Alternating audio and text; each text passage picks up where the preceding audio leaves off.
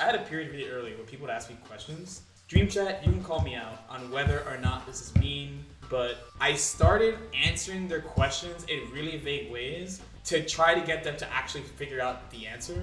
Because I was like, oh, if they figure out the answer, then they will super understand it. Or there are times where I tell somebody, like, they ask the same question over and over, I give them the same answer, and they just do the same shit anyway, they ask the same shit.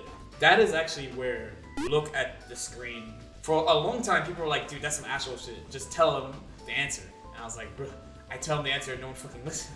So, look at the screen. Where did I come from? Where did I come from? This is layered.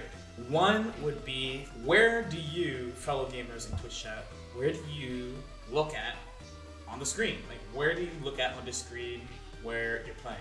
If you didn't say, I look at my opponent, you're kind of behind on the game. Probably should be looking at your opponent. You are using your character, so you should know where they are at all times anyway. You don't know where your opponent's going to be, so that's why you are looking at them all the time. That's how you gauge distance, that's how you gauge whether or not they're in the air, on the ground, backdashing, doing whatever.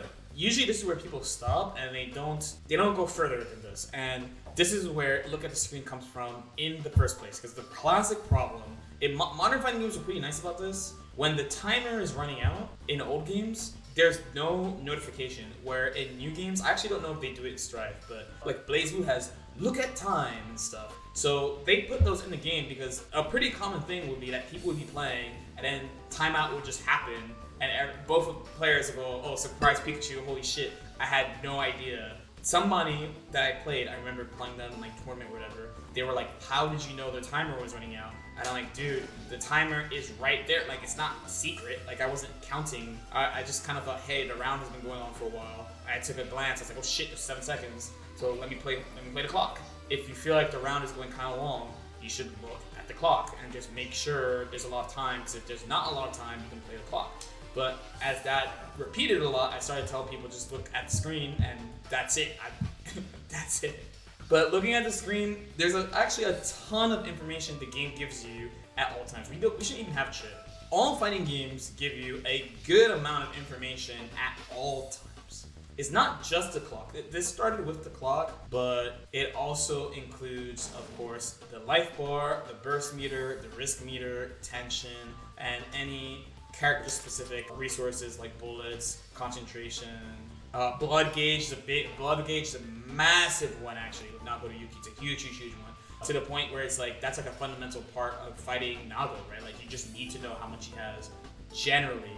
So this information is given to you freely. It doesn't mean you should be like staring at it all the time, but in situations you need to keep track of what is available, because if not, you won't have a total base of knowledge to make decisions off of. So for example, Geo, when she has 50 meter, she has this. This is really huge. And it's really fast. So there's some setups that cannot be done to Geo when she has this available. If you're not looking at her meter, you won't know, and then shock, she's gonna do it to you and you get smoked, right? Or Happy Chaos, how do you know when you have an opportunity to get in? The only way you're going to know is if you look at his concentration meter. He does not want this to run out. If you look at him and his resource, you will know when to advance. To the point where, you know, there are people who, the classic, have a dash block. But you actually, especially if you have a character that has like a good run, like Geo or like Milia or Chip or something, you really can just chill and just let him shoot the gun until he gets kind of low.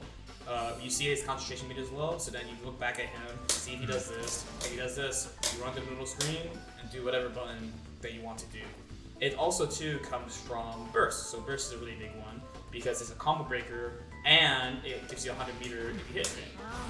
As far as burst, you can be like, oh, maybe I will do a different combo route to avoid their burst. Maybe I'll do a different style of mix-up. So a really good example would be with Lady Milia. Milia's mix-up in this game is left-right and not high-low. So rather than doing like Bad Moon Hair Car or like 6K or whatever like she would do in old games, you're doing like delay air dashes, double jumps, air dash cross.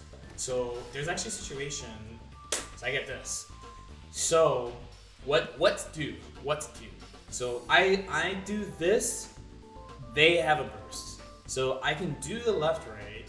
It's going to 3s, right? Okay. This can happen. This can legitimately happen. I have dropped grand finals to this exact situation. Remember, there's no air tech, so that burst is plus, right? That's GG's, right? Or I can go with this option, where I can stay same side. I can go, to like these type of high-low options. There's a couple small problems with it, where like, for example, if you go for this, you don't get a lot of damage and stuff like that. Like that type of selection is usually not high damage. Her normal like boom or stay same side is a really good like just following into damage and getting better mix up. So I actually do this quite often. So I'll literally hard base.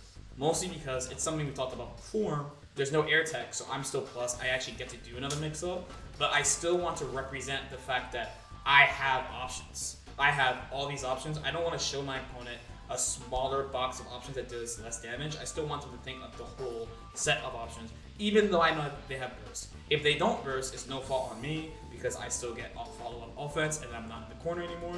And then if they do burst, your boys eat it. But I only make that selection when they have burst. There's no reason for me to do it when they don't have burst, right? It also helps for people who've got the burst thirst, as I call it. Some people live in the desert and they're fucking really thirsty for burst. And a super common one that happens all the time, especially you watch me on stream, this shit happens all the time. It's people doing this. People doing this. This is no. This is no. It's good on them for knowing I have a burst. It's bad on them because they know you have burst, but they're giving up the turn extra. Like extra. Where if you get like an air hit, they can't tech. So you just get offense. It's super, it's way better to go for the burst, at least if they're in the air, as opposed to when they're on the ground. But anyway, the main thing that you have to remember is that all this information is given to you by the game. You just have to make sure you check for it often. Both the health, burst, risk gauge, of course, tension, character-specific resources. These will let you know what your opponent can do in specific spots, and it could really help you. It will make you feel like you're psychic sometimes because you just know the info. Some people are not paying attention to this at all.